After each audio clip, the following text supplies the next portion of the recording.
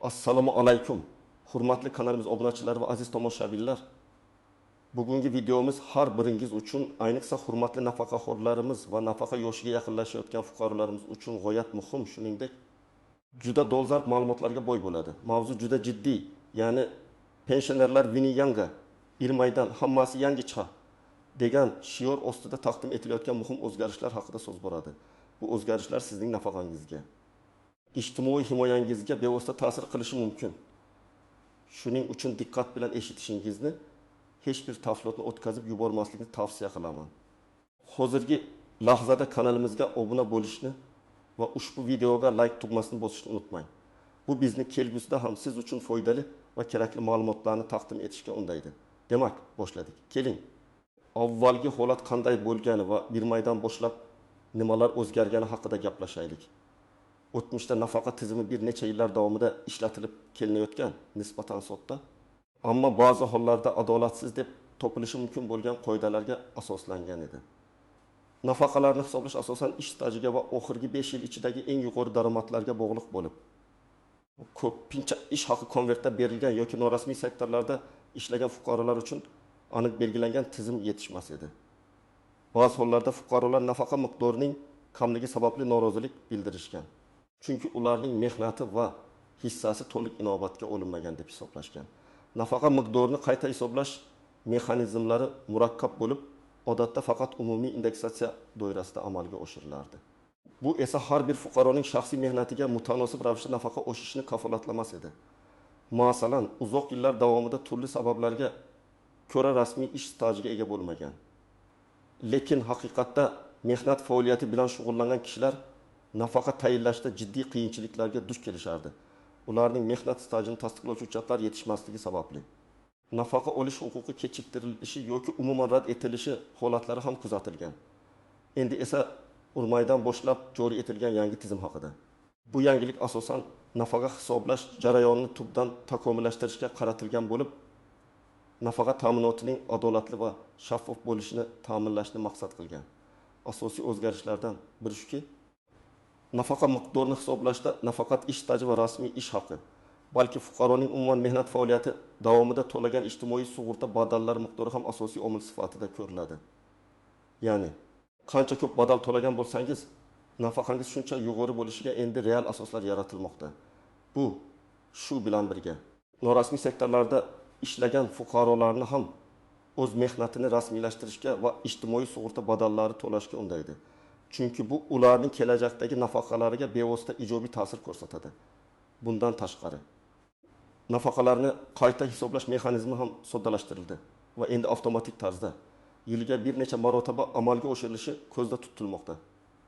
Bu esa pensiya miqdorlarining doimiy ravishda dolzarb iqtisodiy vaziyatga mos kelishini ta'minlaydi. Ya'ni har bir nafaqaxo'r endi o'z nafaqa miqdorining oshirilishi uchun alohida ariza berish shart bo'lmaydi. Bu esa byurokratik to'siqlarni kamaytiradi va fuqarolarga qulaylik yaratadi. Ushbu yangi tartib umuman olganda nafaqa ta'minoti tizimining zamonaviy talablariga javob beradigan, har bir fuqaroning mehnat qadrini to'liq aks ettiruvchi bir mexanizmni yaratishga qaratilgan. Asosiy qism 1. Nimalarni bilish kerak, kimlar xavotirlanishi kerak va kimlar xavotirlanishi shart emas. Bu yangi qoidalar, hurmatli do'stlar, hammaga birdek ta'sir qiladi, lekin har kimga har xil darajada. Keling, bu o'zgarishlarning sizga qanday ta'sir qilishini batafsil ko'rib chiqaylik.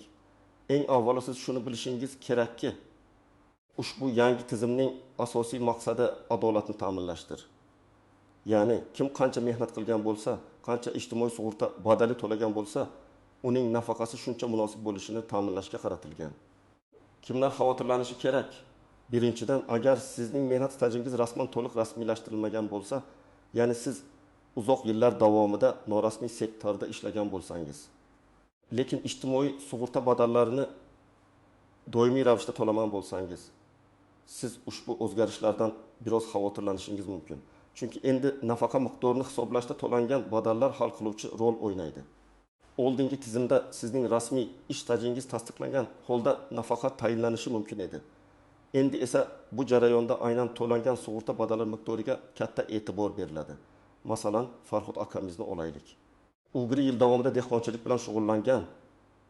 So'nggi 20 yilda rasmiy ravishda fermer xo'jaligida ishlagan, lekin undan oldingi 20 yilda shaxsiy tomorqasida dehqonchilik qilib, rasmiy ish stajiga ega bo'lmagan. Oldingi tizimda uning faqat rasmiy 20 yillik staji inobatga olinib, nafaqa miqdori shunga yarasha kamroq hisoblangan bo'lishi mumkin edi. Yangi tizimda esa agar Farhod aka o'zining norasmiy ishlagan davrlarda ham sug'urta badallari to'lagan bo'lsa yoki o'sha davrni qonuniy tarzda rasmiylashtirish imkoni topa olsa, uning nafaqa miqdori sezilarli darajada oshishi mumkin. Ammo agar u bu davrlar uchun hech qanday badal to'lamagan bo'lsa, uning nafaqasi hisoblashda faqat rasmiy 20 yillik staji va unga to'langan badallar inobatga olinadi. Bu esa unga kutilganidek yuqori nafaqa miqdorini bermasligi mumkin. Shu boisdan uning uchun norasmiy mehnat davrlarini rasmiylashtirish yo'llarini o'rganish juda muhimdir. Ikkinchidan, o'z ish stajining to'g'ri hisoblanganligiga yoki barcha mehnat daftarchasidagi yozuvlarning to'g'riligiga ishonchi komil bo'lmaganlar ham xavotirlanishi mumkin. Yangi tizim raqamlashtirishni kuchaytiradi va ma'lumotlar bazalaridagi har qanday nomuvofiqliklar nafaqa tayinlash jarayonida muammolar keltirib chiqarishi mumkin. Misol uchun, Gulnora opamiz 35 yil maktabda o'qituvchi bo'lib ishlagan. Uning ish staji to'liq, lekin bir necha joyda ishlaganligi sababli mehnat daftarchasidagi ba'zi yozuvlar eskicha uslubda aniq bo'lmagan holda yozilgan. Oldingi tizimda bu yozuvlarni pensiya jamg'armasi xodimlari qo'shimcha hujjatlar asosida aniqlashtirishga urinishgan. Yangi tizimda esa agar bu ma'lumotlar raqamli bazaga to'liq kiritilmagan bo'lsa, Gulnora opaning ish stajini tasdiqlash uchun qo'shimcha hujjatlar talab qilinishi yoki uning nafaqasi hisoblashda ba'zi davrlar inobatga olinmasligi mumkin. Shuning uchun u o'z mehnat daftarchasini pensiya jamg'armasida tekshirtirishi va nomuvofiqliklarni oldindan bartaraf etish kerak bo'ladi. Kimlar xavotirlanishi shart emas, aksincha kimlar xavotirlanishi shart emas birinchi navbatda. Butun mehnat faoliyati davomida rasmiy ravishda ishlagan, ish staji va to'langan ijtimoiy sug'urta badallari haqidagi barcha ma'lumotlari elektron bazalarda mavjud bo'lgan fuqarolar mutlaqo xavotirlanmasliklari kerak. Chunki yangi tizim ularning foydasiga ishlaydi. Ular endi avvalgidan ham adolatliroq va ehtimol yuqoriroq nafaqa olish imkoniyatiga ega bo'ladilar. Ularning nafaqa miqdori endi yanada shaffof va aniq hisoblanadi. Masalan, Ahmad bobomizni olaylik. U 45 yil davomida yirik davlat korxonasida muhandis bo'lib ishlagan. Uning barcha ish staji to'liq rasmiylashtirilgan. Mehnat daftarchasidagi yozuvlar aniq va undan ushlab qolingan barcha ijtimoiy sug'urta badallari to'g'ri ravishda pensiya jamg'armasining elektron ma'lumotlar bazasiga kiritilgan. Oldingi tizimda ham Ahmad boboning nafaqasi yaxshi edi. Ammo yangi tizim uning foydasiga ishlaydi. Chunki uning to'langan badallar endi har bir tiyingacha inobatga olinadi va uning nafaqasi inflyatsiya va iqtisodiy o'sishga mos ravishda avtomatik indeksatsiyalanadi. Bu degani Ahmad boboning nafaqasi endi yanada barqaror va kafolatli bo'ladi. Chunki tizim uning to'liq va uzluksiz badal to'lash tarixini mukofotlaydi. U har qanday o'zgarishlar haqida xavotirlanmasdan yangi tizimdan faqatgina ijobiy natijalar kutishi mumkin.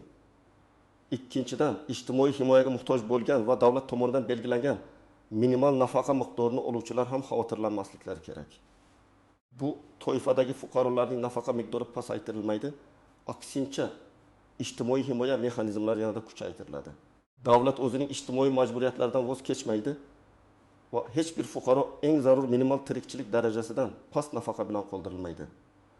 Masalan, yolg'iz yashaydigan, sog'lig'ida muammolari bo'lgan va hech qanday ish stajiga ega bo'lmagan Dilorom opamizni tasavvur qilaylik.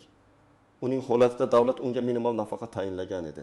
Yangi tizimda bu minimal nafaqa miqdori pasaytirilmaydi. Aksincha, davlat tomonidan qo'shimcha himoya choralari ko'zda tutiladi. Agar iqtisodiy vaziyat o'zgarib, yashash minimumi oshsa, Dilorom opaning nafaqasi ham avtomatik tarzda hech qanday qo'shimcha harakatlarsiz oshiriladi. Shuning uchun u o'zining ijtimoiy himoyasi haqida xavotirlanishga hojat yo'q. Xulosa qilib aytganda, yangi tizimning asosiy g'oyasi har bir fuqaroning mehnatiga munosib baho berish va nafaqa ta'minotida adolat va shaffoflikni ta'minlashdir. Kimki o'z mehnat faoliyatini rasmiylashtirgan bo'lsa va ijtimoiy sug'urta badallarini to'liq to'lagan bo'lsa, bu o'zgarishlardan faqatgina foyda ko'radi. Kimningdir hujjatlarida yoki ish stajida nomuvofiqliklar mavjud bo'lsa, ularga murojaat qilish va ushbu masalalarni hal qilish uchun imkoniyatlar yaratiladi. Asosiy qism 2. foydalarga istisnolar, qaltis jihatlar va noaniq nüanslar har qanday yangi tizimda bo'lgani kabi bu yangi nafaqa qoidalarida ham istisnolar, e'tibor berish lozim bo'lgan qaltis jihatlar va dastlabki qarashda ko'zga tashlanmaydigan noaniq nüanslar mavjud. Ularni tushunish sizning huquqlaringizni himoya qilish va kelajakda kutilmagan muammolarga duch kelmaslik uchun juda muhimdir. Birinchi navbatda ba'zi to'fadagi fuqarolar uchun oldingi qoidalar saqlanib qolishi mumkin. Bu asosan maxsus sharoitlarda ishlaganlar, ya'ni xavfli va og'ir mehnat sharoitlarida faoliyat yuritganlar, shuningdek harbiy xizmatchilar va huquqni muhofaza qilish organlari xodimlari kabi maxsus qonunlar bilan himoyalangan toifalar uchun amal qilishi mumkin. Ularning nafaqa tayinlash va hisoblash qoidalari alohida qonun hujjatlarida belgilangan bo'lib, yangi umumiy qoidalar ularga bevosita ta'sir qilmasligi ehtimoli bor. Ammo shunga qaramay, ularning ham ijtimoiy sug'urta badallari haqidagi ma'lumotlar elektron bazalarga kiritilgan bo'lishi shart. Chunki kelajakda ularning nafaqasini qayta hisoblashda bu ma'lumotlar juda muhim rol o'ynaydi. Misol uchun, ichki ishlar organlarida 25 yil xizmat qilgan kapitan Alisher aka, uning nafaqasi harbiy xizmatchilar uchun maxsus qonun asosida hisoblanadi. Yangi umumiy nafaqa tizimi bevosita uning tayinlanadigan nafaqasiga ta'sir qilmasa ham, uning xizmat davridagi barcha badallari va ish haqi haqidagi ma'lumotlar pensiya jamg'armasining yagona elektron ma'lumotlar bazasida mavjud bo'lishi uning huquqlari to'liq himoyalanganligini ta'minlaydi. Agarda kelajakda harbiy nafaqalarni hisoblash tizimiga ham o'zgarishlar kiritilsa, bu elektron ma'lumotlar uning uchun asos bo'lib xizmat qiladi. Ikkinchidan, qaltis jihatlardan biri shuki, nafaqa yoshiga yetgan, ammo mehnat staji yoki sug'urta badallari haqidagi ma'lumotlari to'liq bo'lmagan fuqarolar uchun maxsus sotib olish mexanizmlari joriy etilishi mumkin. Ya'ni, ular yetishmayotgan ish stajini yoki sug'urta badallarini ma'lum bir summani to'lash orqali sotib olish huquqiga ega bo'ladilar. Bu imkoniyat albatta juda foydali, ammo uning narxi va shartlari aniq belgilanishi kerak. Bu yerda ehtiyot bo'lish lozim. Chunki bu mexanizmlardan foydalanish har doim ham har bir fuqaro uchun iqtisodiy jihatdan maqsadga muvofiq bo'lmasligi mumkin. Misol uchun Saida opamizning 30 yillik ish staji bor. Ammo 5 yillik staji norasmiy ishlagan davri bo'lgani sababli tasdiqlanmagan. U nafaqa olish uchun 35 yil stajga ega bo'lishi kerak. Agar unga 5 yillik stajini sotib olish taklif qilinsa, u to'lashi kerak bo'lgan summa va bu 5 yil qo'shilgandan keyin uning nafaqasiga qanday ta'sir qilishini diqqat bilan o'rganish lozim. Agar to'lanadigan summa juda yuqori bo'lsa va nafaqa oshishi ahamiyatsiz bo'lsa, bu uning uchun foydali bo'lmasligi mumkin. Bu yerda aniq hisob-kitoblar talab qilinadi. Uchinchidan, noaniq nüanslardan biri bu nafaqani qayta hisoblash jarayonidagi shaffoflik. Yangi tizim avtomatik qayta hisoblashni nazarda tutadi. Ammo har bir fuqaro o'z nafaqasining qanday hisoblanganini, qaysi ko'rsatkichlar asosida o'zgarganini aniq tushunishi kerak. Davlat organlari bu borada aholiga yetarlicha ma'lumot berishi, shaxsiy kabinetlar yoki maxsus xizmatlar orqali ushbu hisob-kitoblarni taqdim etish shart. Aks holda fuqarolar o'z huquqlari to'liq ta'minlanmagan deb hisoblashlari mumkin. Masalan, Maftuna xolaning nafaqasi kutilmaganda o'zgina oshirilganini ko'rib, u bu o'zgarish nimaga asoslanganini tushunmay qolishi mumkin. Agar unga bu haqda aniq va tushunarli ma'lumot berilmasa, u o'z nafaqasi to'g'ri hisoblanganligiga shubha qilishi mumkin. Shuning uchun pensiya jamg'armasi fuqarolarga nafaqa hisob-kitoblarining barcha tafsilotlarini tushunarli tilda yetkazib berish mexanizmini yaratishi muhim. Bu hisob-kitoblarni shaxsiy kabinet orqali onlayn tarzda kuzatish imkoniyati yaratilishi fuqarolar uchun juda katta qulaylik bo'ladi. 4-dan, nafaqa tizimiga kiritilgan har qanday o'zgarishlar asosan ijtimoiy sug'urta badallari to'lovi bilan bog'liq bo'lib, nafaqa yoshidagi fuqarolarning hayotiga bevosita ta'sir qiladi.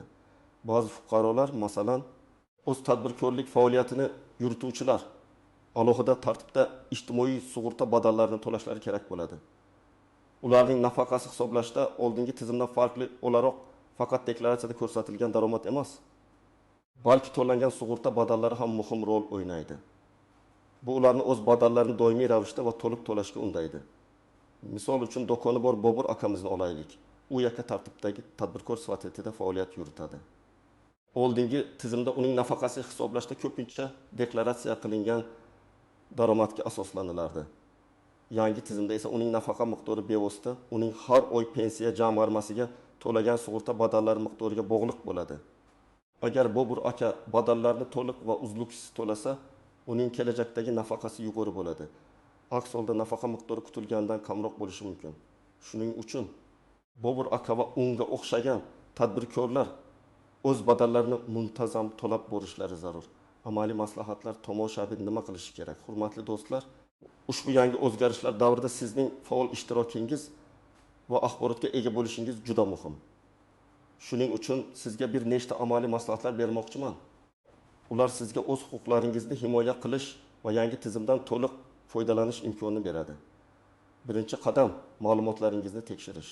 Darhol pensiya jamg'armasining hududiy bo'limlariga yoki davlat xizmatlari markazlariga murojaat qiling. U yerdagi mutaxassislar sizning mehnat stajingiz va to'langan ijtimoiy sug'urta badallaringiz haqidagi barcha mavjud ma'lumotlarni elektron bazalarda tekshirib berishlari shart. Bu jarayonda sizdan pasportingiz va mehnat daftarchangiz talab qilinadi. Ular sizga ma'lumotlaringizning qanchalik to'liq ekanligi haqida xabar berishadi. Agar barcha ma'lumotlar to'liq va to'g'ri bo'lsa, sizning nafaqangiz avtomatik tarzda qayta hisoblanadi va hech qanday qo'shimcha harakat talab etilmaydi.